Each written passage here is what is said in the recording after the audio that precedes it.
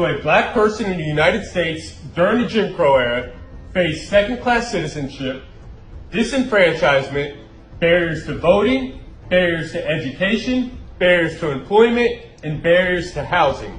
Then we had the 1964 Civil Rights Act and the 1965 Voting Rights Act, which stated we could no longer do any of this. We could no longer discriminate based on race. So in 2023, what is the only group of people that we can legally discriminate against? We can legally relegate to second-class citizenship, create barriers to voting, barriers to education, barriers to employment, barriers to housing.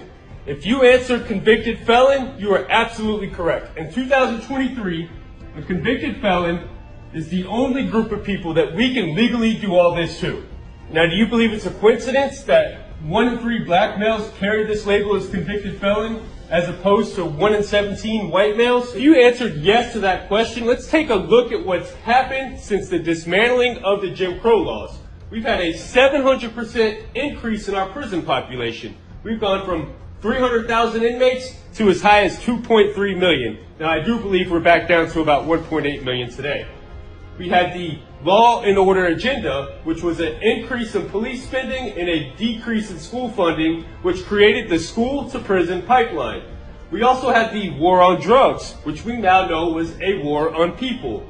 We had the 1986 Anti-Drug Abuse Act, and we had the 1994 Crime Bill. Now, the 86 Anti-Drug Abuse Act differentiated between rock cocaine and powder cocaine, which we know predominantly impacted the black community. And the 94 Crime Bill created harsher sentences, lengthier sentences, and minimum mandatories. We also know that black people make up 53% of all exonerations, 69% of exonerations for drug crimes, and they're 7 times more likely to be wrongly convicted. So when I seen all of this, I realized that racism in this country never ended. We have a systemic issue. Hello lovelies, welcome back to today's episode.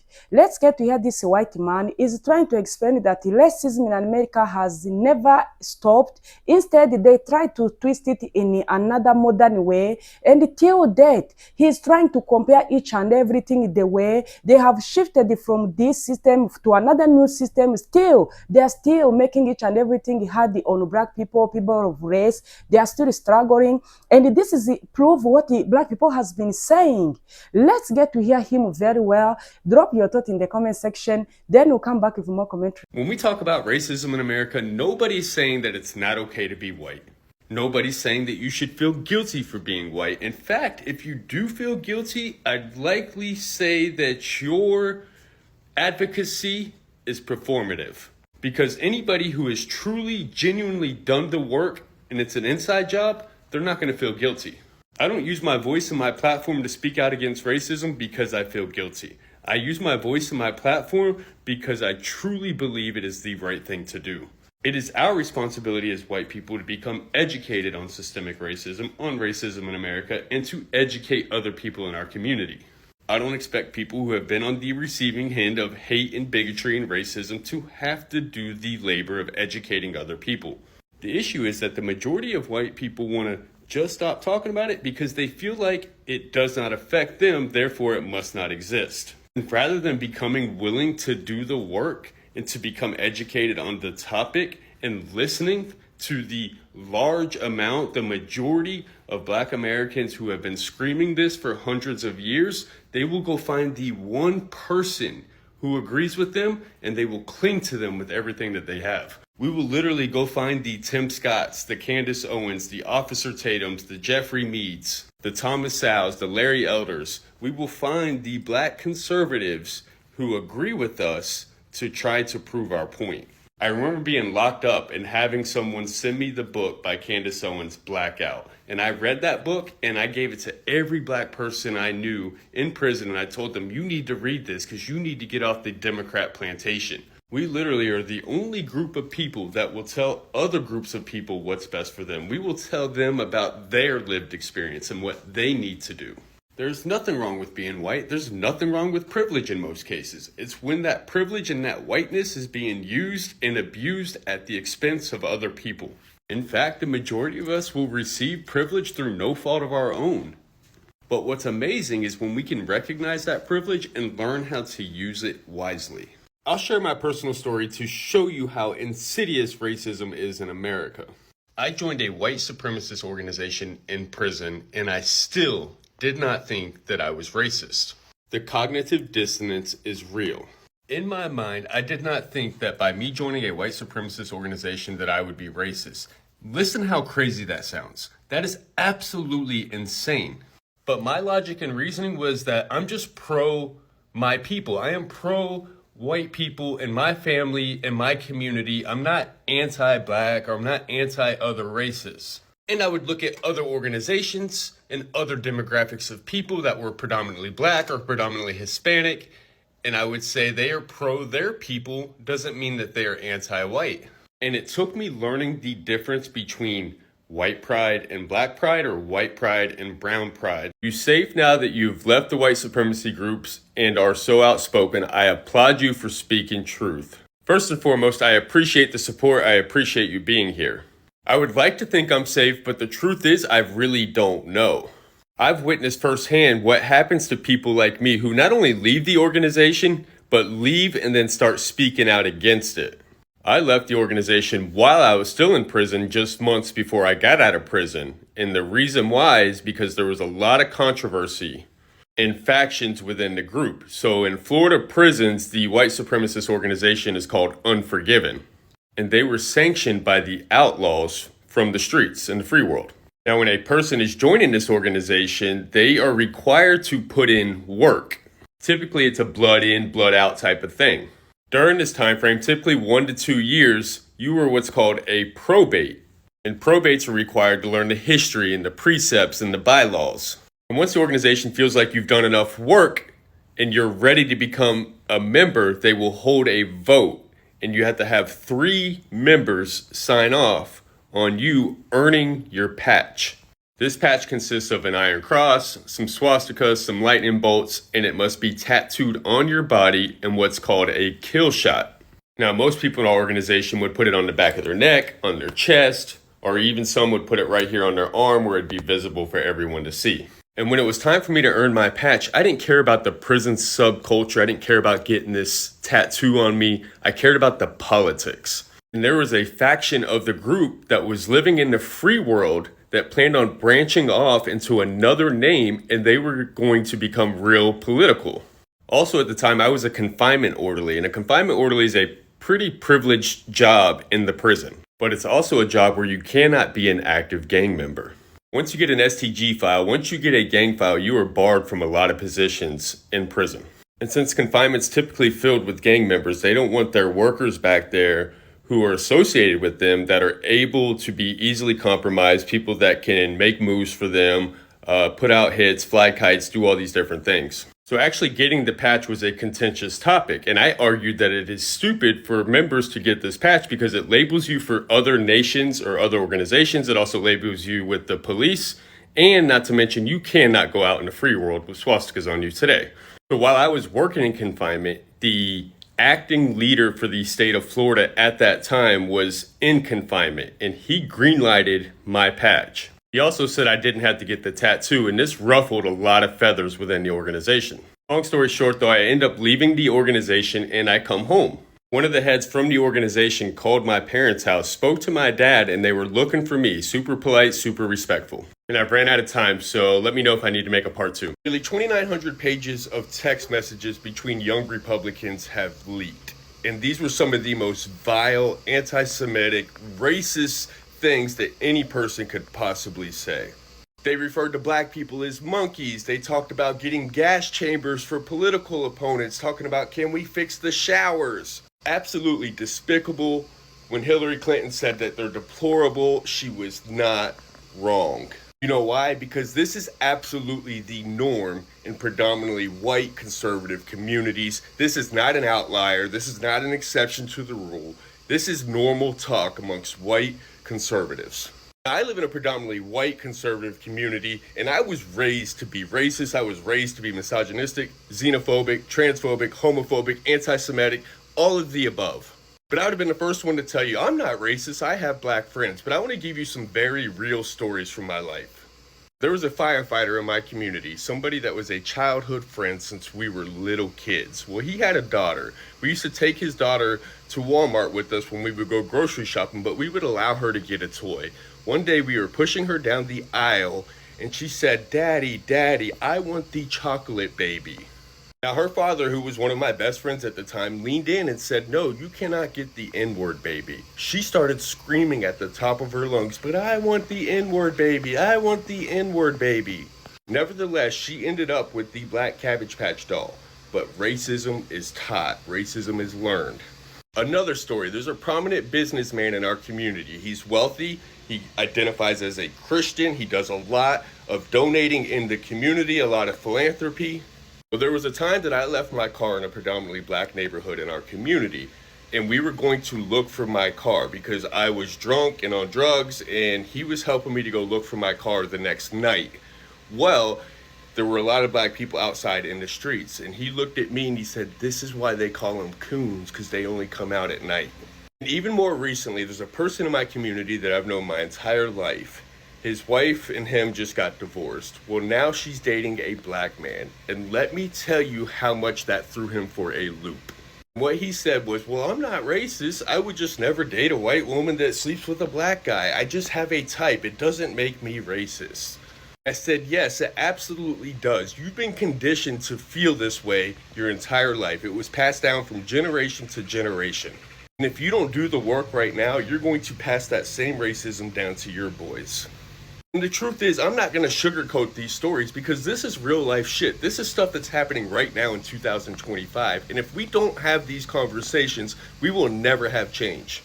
But the problem is we have racist leaders like Vice President J.D. Vance who are co-signing these type of conversations. He has the audacity to tell people to stop pearl clutching and then brings up another conversation from a Democrat to deflect. Why can't you condemn both, Vice President J.D. Vance? The reality is that the United States of America is a racist nation, and it will not go away by just not talking about it. So a lot of people ask me what changed my perspective, and I've shared this story before, but I will share it again.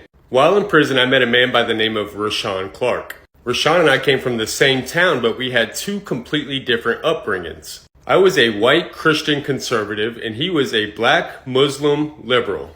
Rashawn was sentenced to 20 years in prison at the age of 16 for one felony crime. He was the least culpable, he was the youngest, and nobody got hurt. I, on the other hand, had been to prison twice for a total of 10 years, and I have a total of 14 felonies. We were both sentenced out of the same judicial circuit, yet he got 20 years, and I was able to go to prison and go home twice before he can even get out for the first time as a juvenile. Now, while we were in prison, Rashawn was placed on a DOT work squad in which he got to go out into the community and work. Now, typically in prison, inmates think this is a good thing. They get to go out the gate, they get to see the free world, they get to see civilian people. It essentially gives them time away from prison. It's almost like not being in prison while you're out at work. However, Rashawn saw it differently. In prison, one of the worst infractions you can get is a refusal to work. They can put you in confinement for 60 days and take all of your game time.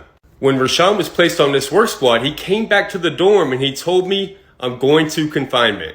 I was like, "What do you mean you're going to confinement? You got placed on a great job. You get to go out the gate. You get to be away from prison. Like, why would you go to confinement? Why would you refuse to work?" And he proceeded to tell me it goes against everything I stand for. He said it's slave labor. He went on to tell me about the 13th Amendment, the abolishment of slavery except when punishable by a crime. Rashawn told me that prison work squads have become modern day slavery. He went on to tell me that police target poor black communities, put them in jail, and make them work for free. Then I researched and learned so much more. During the Jim Crow era, black people were relegated to second-class citizenship, disenfranchised from voting, barriers to housing, barriers to employment, barriers to education. 1964, we passed the Civil Rights Act. 1965, we passed the Voting Rights Act, essentially making it illegal to discriminate based on race. Well, in 2023, the only people that you can still legally discriminate against are convicted felons. You can relegate to second-class citizenship. You can create barriers to housing, barriers to voting, barriers to education, and barriers to employment.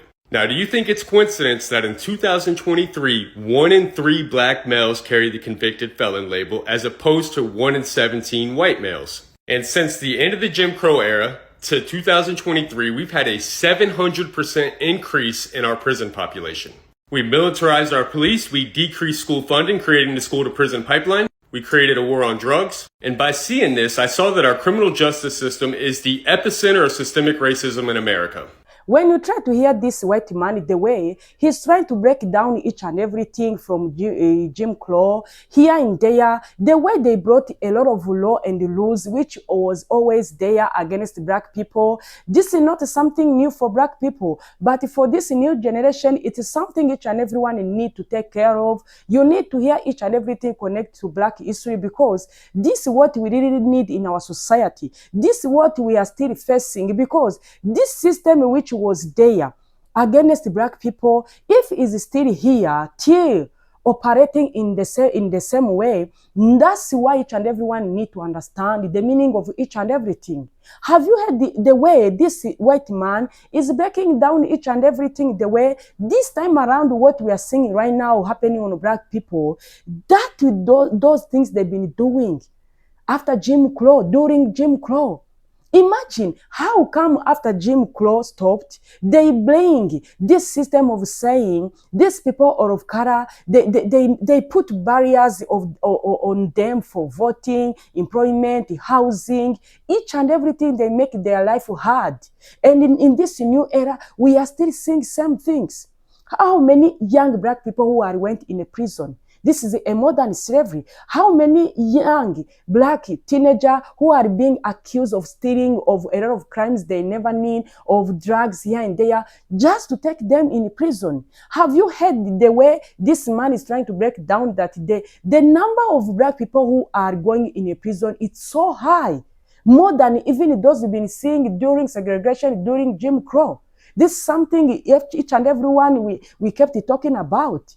When we are talking about these things of law and laws, some people may saying a lot of black people keep talking about black history. They are making excuse in each and everything. We are tired to hear them. We are tired to hear each and everything, make it as racist.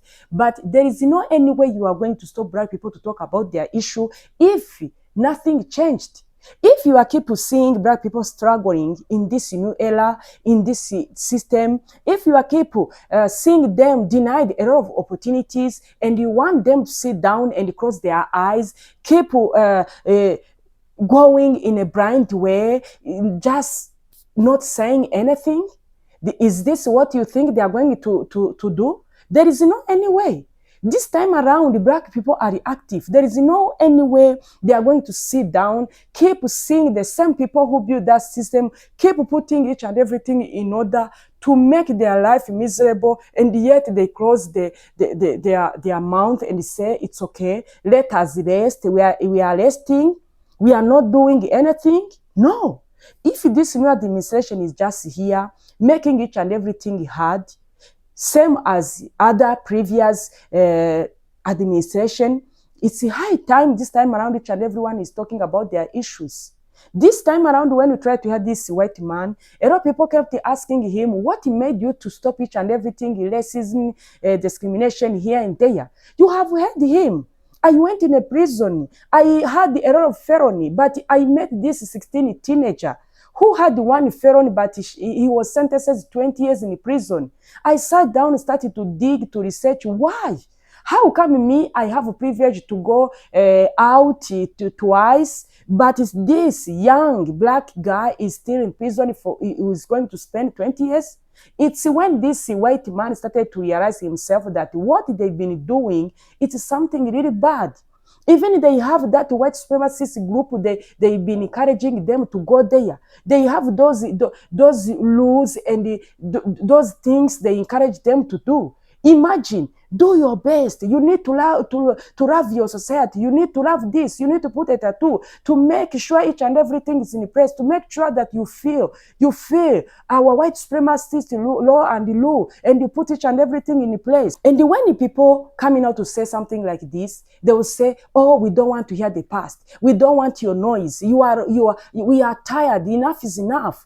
You don't want to hear anything about these things when we are keep seeing something like this. People like you in your community coming out to expose all they know about this system.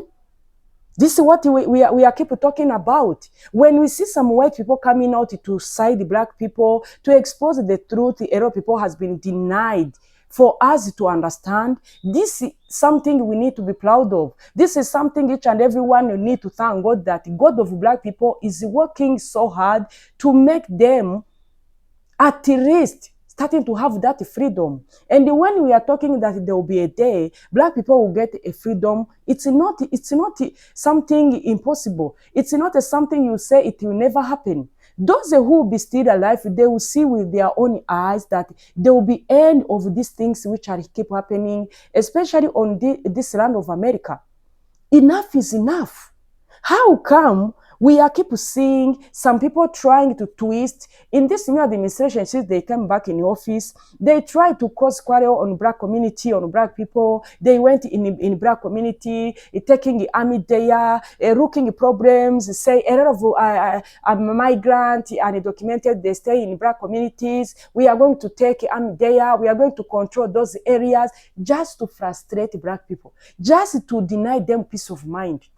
They tried their best to bring segregation. They tried to bring martial law here and there. But the good part this time around, black people, they know each and everything. They are resting. They know that this is not the right time to go out in the street to expose their problems. They have another option they've been doing. They've been protesting their problems without going in the streets because they now discovered that they are the most target whenever they go out.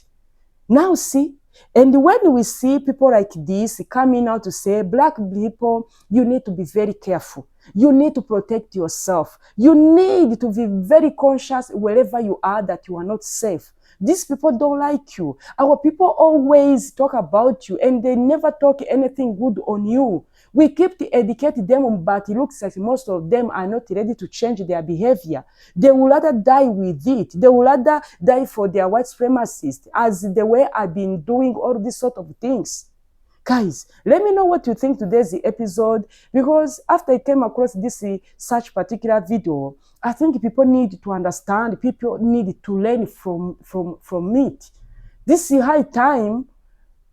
When these people don't want to hear in peace, they will hear by force, because when we are saying that God will always bring an ending to these things they've been doing to black people, if you don't believe it, you will sit with your open eyes. If you are denied it can't happen, black people can't have freedom, just wait and see, because this is too much. The situation is getting worse and worse. Do you believe that these people, they are going to keep doing these things until forever? No way, no way, no way, no way. Guys, let me know what you think about this episode. Drop your thought in the comment section. Thank you for watching. See you in my next episode. Bye.